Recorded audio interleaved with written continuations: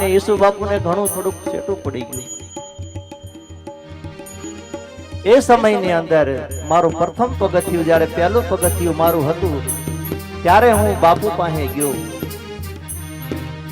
અને બાપુને મેં કીધું, બાપુ કૃપા કરો ને મારી ઉપર.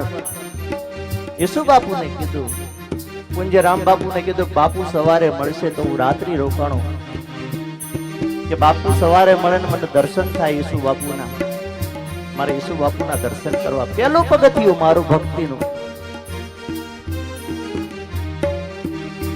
ઈસુ બાપુ સવારમાં દર્શન આપશે તમને કે મને સારી એવી વ્યવસ્થા છે. ભગત બાપાએ આસન પથારી આપી. સવારે પડ્યું, બાપુને શરણે નમીને બાપુને વાત કરી, શરણમાં બેસીને, બાપુ મારું પહેલું આયોજન છે, લાખણકાની અંદર મારું પહેલું આયોજન છે, આ મારું પહેલું પગથિયું છે ભક્તિનું. બાપુ તમે કૃપા કરો, તમે મને સાદર ઉડાડો તોય ભલે, તમે બાપાનો નેજો ચડાવો તોય ભલે. બાપ મારી ઉપર ઠાકરની એવી કૃપા થાય કે બાપુએ એવું કીધું, હું સાદર ઉડાડીશ.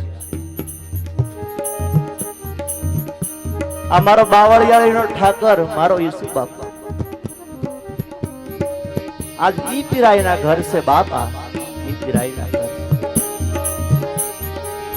મને કીધું બેટા કામ ચાલુ કરી દે, જા ઠાકર બધું પૂરું કરશે. એક પણ પાય મારી પાસે નહોતી, એક પણ પાય. મારે જયારે પાયો મંદિરનો શરૂ કરવો હતો, જો કે જગ્યા જૂની હતી, 50 વર્ષ જૂની. મારે યાદી એટલા માટે કરાઈશ, આજ મારા નગા લાખાની પીરાઈની આ પીરાઈના ઘરના સંતો પધાર્યા છે.